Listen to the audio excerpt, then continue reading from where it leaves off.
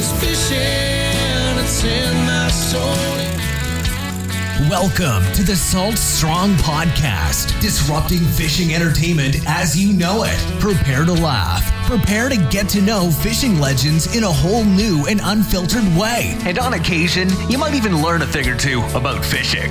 Here's your host, Joe Simons. Like diamonds.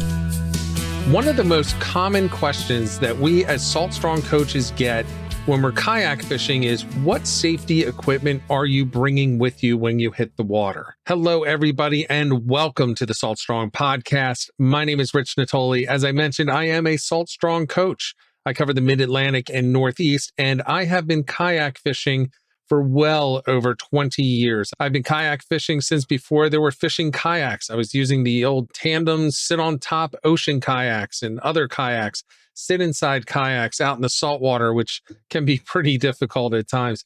So I've been through it. I have a lot of experience out on the water trying to stay safe. And as I get older, I realize that safety is a much more important concern than I had maybe when I was in my teens and 20s. So let's talk about that right now. Let's dive right in. Let's talk about the safety equipment that I'm bringing with me every time I hit the water out on the kayak. And I'm going to start off with the first one, which is very clear. It is a PFD. You need to have a personal flotation device with you and on you whenever you're out on the water. Now, I know a lot of people will disagree with that. People like to argue that. They say, I'm free to do whatever I want. And you are, as long as it's within the bounds of the law in your area. If you don't want to wear one and the law says it's okay, hey, okay, maybe you don't wear one. But I'm going to recommend to somebody who's been on the water for nearly my entire life, and I've seen a lot of stuff. I've been through a lot of stuff. I've lost people that I know due to drownings in the water.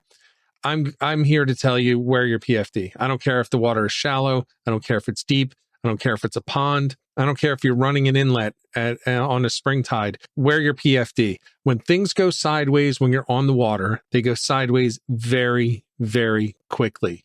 So it may just be, hey, I never fall out of the kayak. Well, maybe you're in Texas right now and you get some heat exhaustion or some heat stroke and you lose consciousness. Maybe you have a stroke.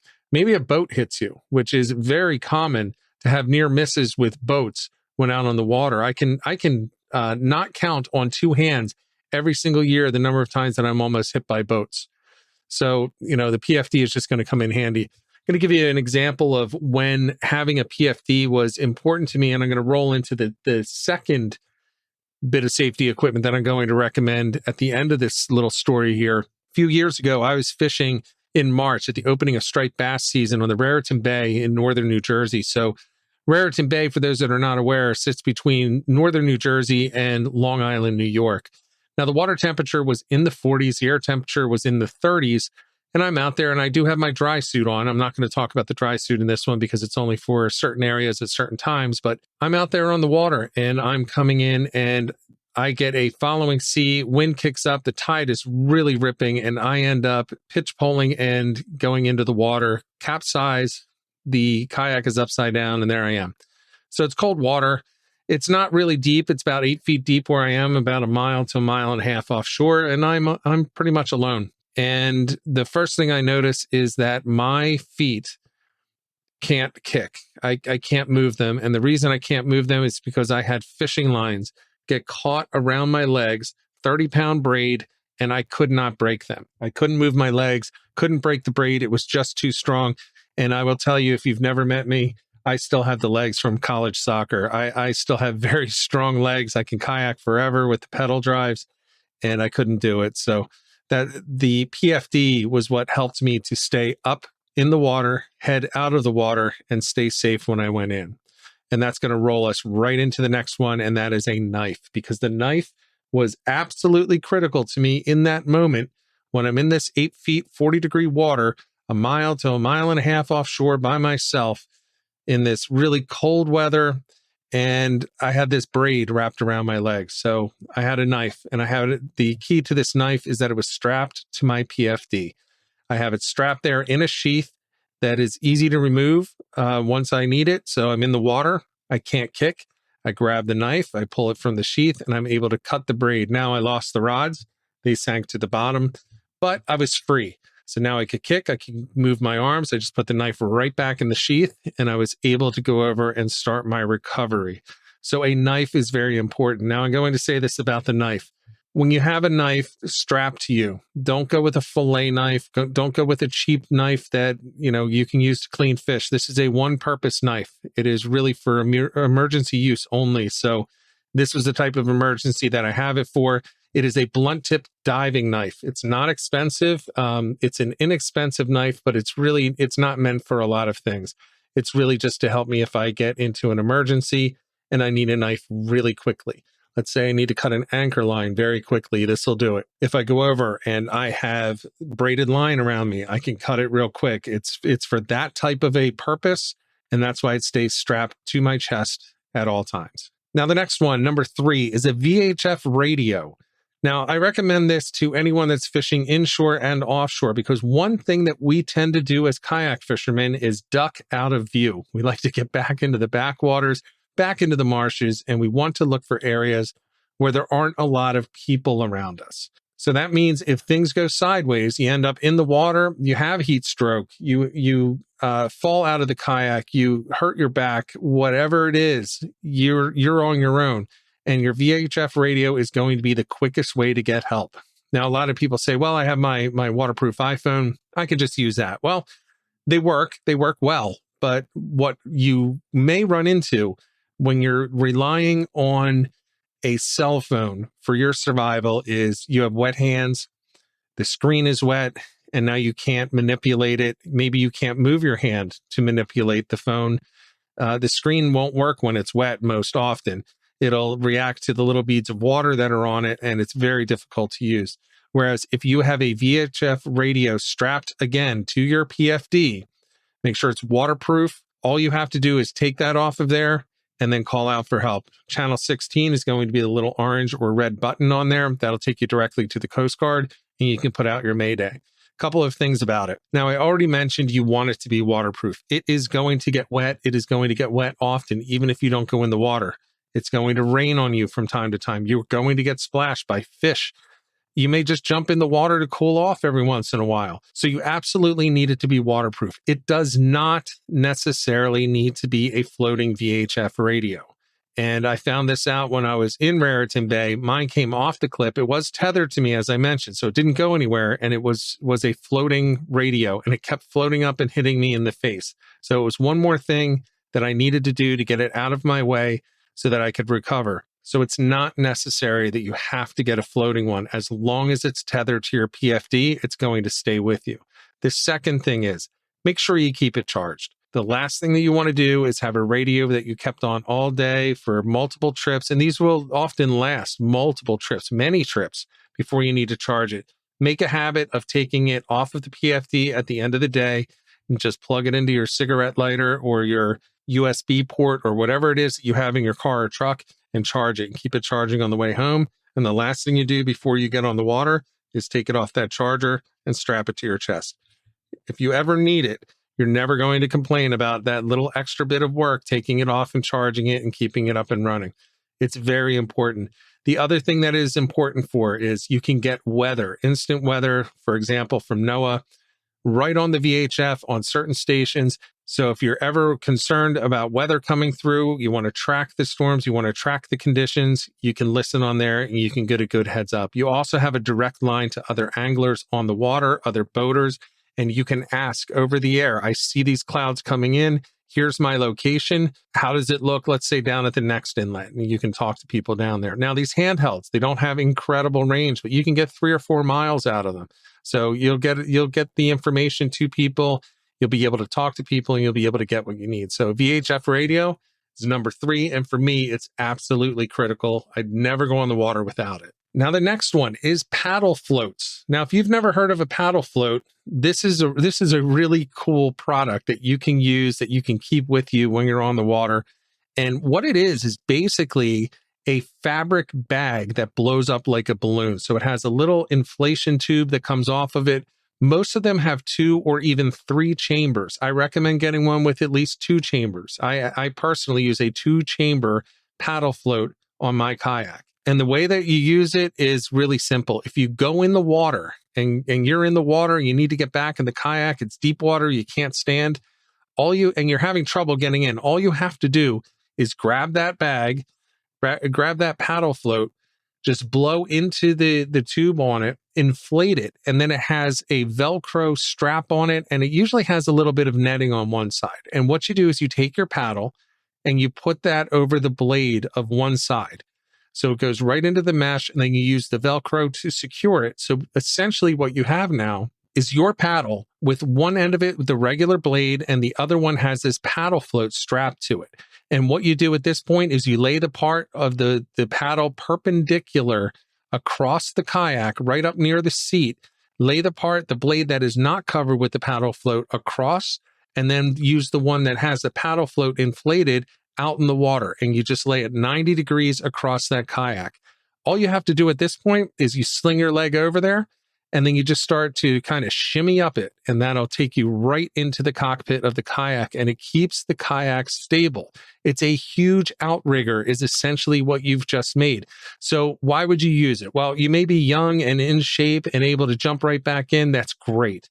But what if you get injured? What if you hurt your back when you go in the water? What if you are hit by a boat? What if you're a little delirious and it's really tough for the balance? This keeps you balanced. It keeps the kayak stable, and it allows you just to slide right up and in there. Now, I'm not a small guy. I'm a pretty big guy. I'm 50 years old. I can still get in without a paddle float, but I'll tell you what, I don't. There's no reason for me to get in without using the paddle float. I can get in very easily, very quickly, very safely, and I don't risk tipping the kayak over again when I'm getting in. So I do recommend that when you get one, practice using it. Hot day in the summer, jump in the water to cool off and use the paddle float to get back in. It's a really easy way to do it, and it stores really compact. So I actually keep it under my seat in my kayak. So if I ever go over, all I have to do is once I right that kayak, it's wedged into the seat, just reach in, grab it, and I'm back in within 2 minutes. So that's a really important one that I recommend, one that I've actually lent out to other people that have capsized, and it made their recovery much easier and much quicker. Now, the other one that I would say is in the same category is number 5, a kayak ladder. Now, this is similar to the paddle float. It will do a very similar job. It's just made so that you can use a ladder type of a setup to get back into the kayak. And it's a good option. It is effective. It works, but it does not work as well as a paddle float, in my opinion. You still have a little bit of a risk that if you approach the ladder at the wrong angle, you're basically stepping up the ladder. If it's vertical, all you're doing is really pulling the kayak side down. Whereas the paddle float distributes the weight across the entire kayak, both sides, and it keeps it from tipping. The kayak ladder is a little bit more difficult. You have to learn how to use it. You're essentially going to use the ladder to go in horizontally. So you have to get your feet out behind you and use it that way. And it helps you to pull the kayak underneath you more than actually pull you up and into the kayak. And that's how you self-recover. But the kayak ladder will definitely help. If you're not going to use a paddle float, I would say get the kayak ladder. But again, as with the paddle float, make sure you practice with it. It's a little bit more difficult than the paddle float. It is definitely more difficult to use if you're in choppy weather or if you're in swells. So if you're offshore, it can be difficult. So make sure you get out there and practice it. But it is definitely something nice to have on the kayak at all times. And again, something that you can lend out to somebody else if they go over and they need to self-recover. So that's number 5. So far, again, the PFD, a knife strapped to the PFD, a VHF radio waterproof strapped to the PFD, the paddle float, or the kayak ladder. Those are going to help you with the self-recovery. And you definitely want to be in a position where you can recover yourself whenever possible. Now, the next one is one that you may not ever need. And you should hope that you never need it. And this is really going to come down to whether or not you're getting water inside the hull of your kayak. So I'm talking about a pump. I'm talking about a hand pump that's absolutely sufficient for the job. I did cross paths with one guy who actually put a pump in that was automatic. So he put a bilge pump inside his kayak that would automatically run. Now, I don't like that personally because it means that you have to keep an open access to the hull through the tube so you have to basically drill a hole in the kayak and it'll shoot the water out, and you really shouldn't be getting water in there. But If you capsize, that hull can fill with some water. If you get leaks in the hull of the kayak, it will fill with water. One of the most common ways that this happens is people that use scupper carts when they're toting their kayaks up and down the beach to and from the truck. They put the cart into the scupper holes, and then they pull the kayak down to the water that way. Now, some kayak companies will actually void your warranty if you do that. So make sure that you research this before you use this type of cart. But some, they say it's fine. Hobie, as an example, the last I checked, and again, even if you have a Hobie, just check on this, make sure it's still valid. But they actually endorse the use of scupper carts because they reinforce their scupper holes. But I'll tell you what, I know several people that got cracks in their hull right at the scupper holes because they were using the scupper mount carts. So you can get the leaks in the hull. They can come through a fitting, a through hull fitting. Heavy rains sometimes with some kayaks will actually put water into the hull. And you're going to need to get that out sometimes if you're on the water and you notice that you have water in there. Water inside the hull is one of the most dangerous situations that you can have on a kayak, not just because technically you are sinking, but because a kayak with all of that water and all of that weight down deep in that hull will become extremely tippy. So you will be able to tip very easily because of all of that water shifting below you in the hull of the kayak. It can be very dangerous. It can be a very precarious situation when you're out there. Quite often, when people have a lot of water in their hull, there's nothing they can do to avoid a capsize. It takes just one little swell to the side and they're going over. Any small lean, an inch or two to the left or the right, and they're in the water. And they're going to have to then right the kayak.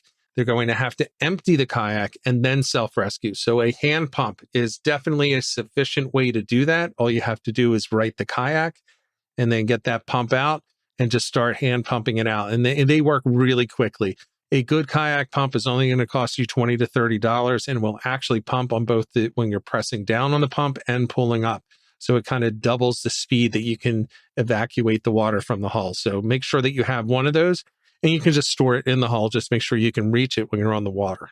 So that's number 6. That's the pump. Now for number 7, this is something that a lot of people don't think about. And in order to do this, you need to have a dry bag with you. So make sure you have a dry bag. You can get them very inexpensively on Amazon or through pretty much any retailer. Get a dry bag that is big enough for you to fit some extra cover in there. And when I'm talking about extra cover, I'm talking about protection from the sun and the elements. Now, I don't want to go too crazy here. You can put the really inexpensive rain gear in there if you'd like. But what I'm talking about specifically is sunscreen, a dry shirt, and a hat. You definitely want to have things that will cover your skin and protect you from the sun and the elements.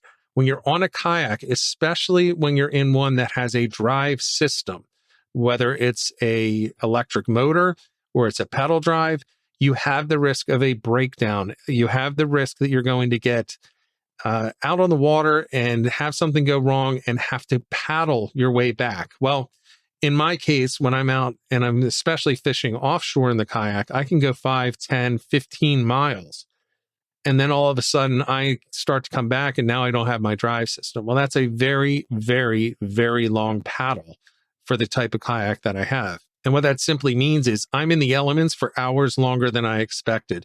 So having spare sunscreen, a dry shirt, and a hat is just going to help make it back in a lot better shape than I would if I'm, just out there thinking I'm going for a 4-hour trip, but it turns into an 8 to 10-hour trip. So make sure you have that.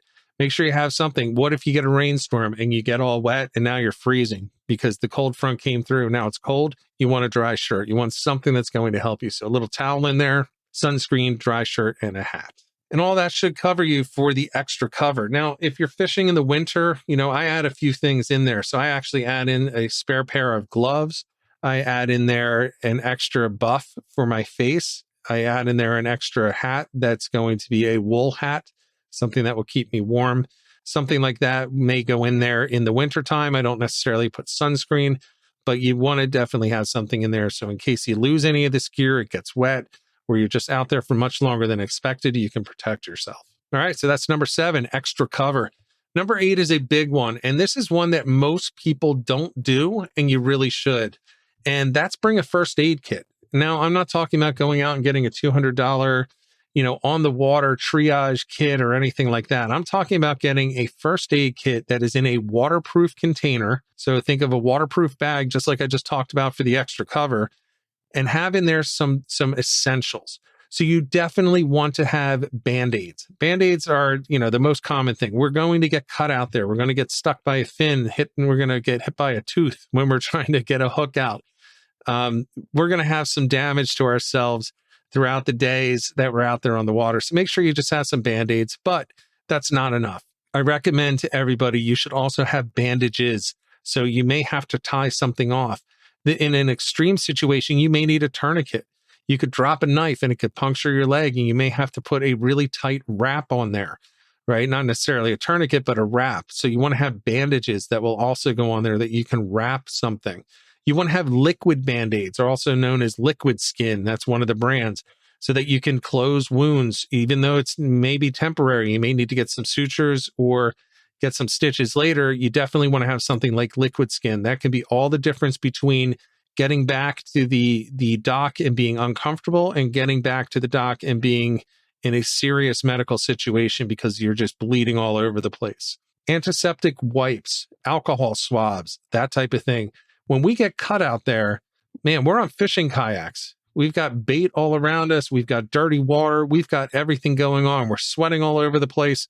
You better have some antiseptic wipes, because there are just some injuries, some wounds that that you better clean out. So get some antibiotic creams, some antiseptic wipes. And when you get an injury that you're going to put a bandage on, the liquid Band-Aids or regular Band-Aids, make sure that you wipe that down and clean it out as well as you can before you do that. We all hear the stories every year about people getting infections out on the water that get extremely serious. Some can even take people's lives. So make sure that you're out there prepared and use those antiseptic wipes. And last and not least for this, make sure you bring some pain relief and some medications with you. Ibuprofen, antihistamines, aspirin, acetaminophen. You want these types of things. If you're on the water and you just have an excruciating headache, it is going to be brutal to get back to the launch and to get that kayak out of the water. If you get stung by something and you start to have an allergic reaction, you want to have antihistamines with you. You don't want to wait for an hour paddle back to the dock or to the launch area in order to start your treatment. You want to get on it right away. So having an antihistamine there is just really important. So make sure that you have your ibuprofen, make sure you have antihistamines and aspirin and acetaminophen, all of that together. Throw that into a waterproof bag, and you've got number 8, your first aid kit. Now, number 9 is something that really I don't want to overlook, and that's signaling devices. So these should be strapped to you. At least one of these should be strapped to you, and it's typically going to be a whistle. You need to have an audible signaling device. Now, not only is that the law in most, if not all places in the United States, that you have one while you're on the water, but it's also the right way to do business, right?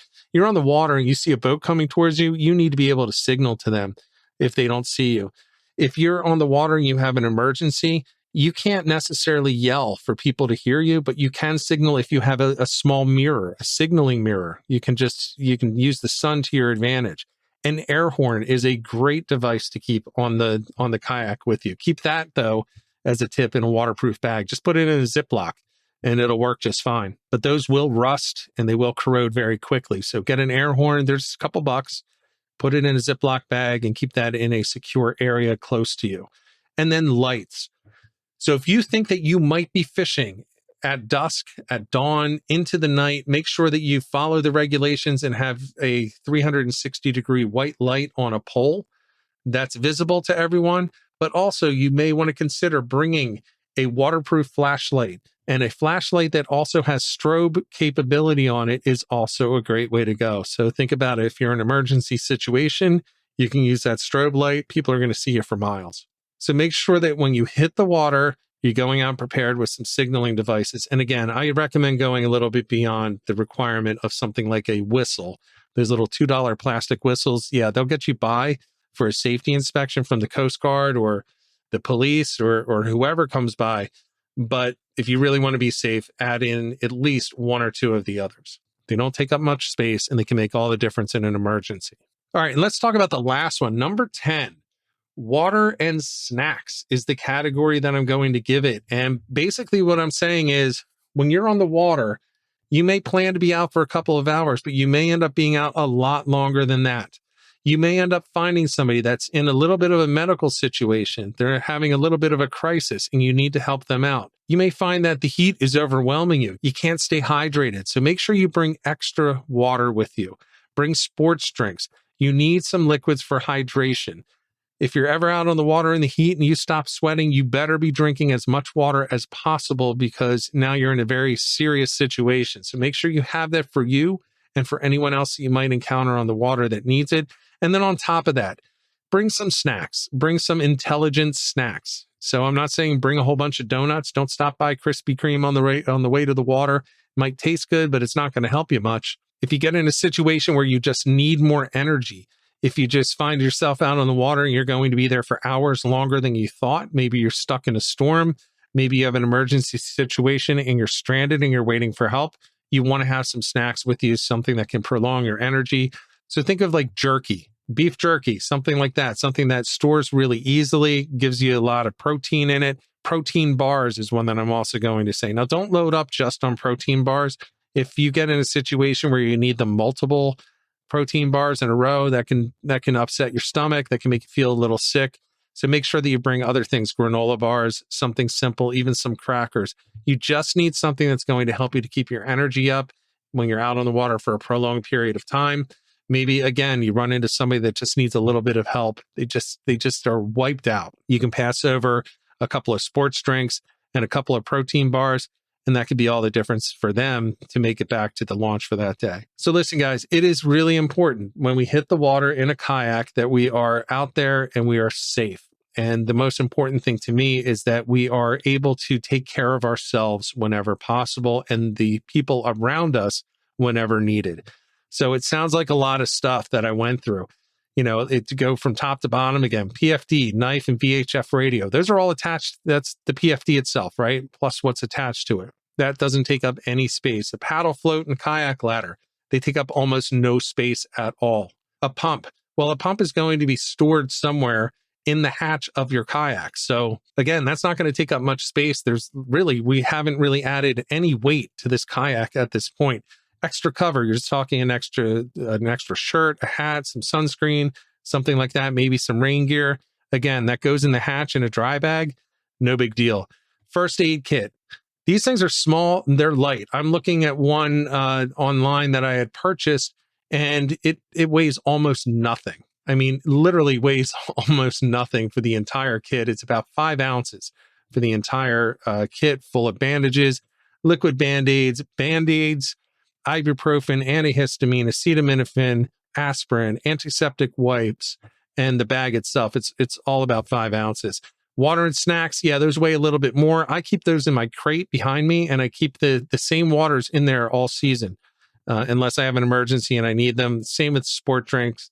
I don't keep them cold. They're just whatever temperature it is outside, and it doesn't matter at that point. If you're in a situation in an emergency when you need them, you'll be fine drinking some warm waters and some warm sport drinks. And the signaling devices.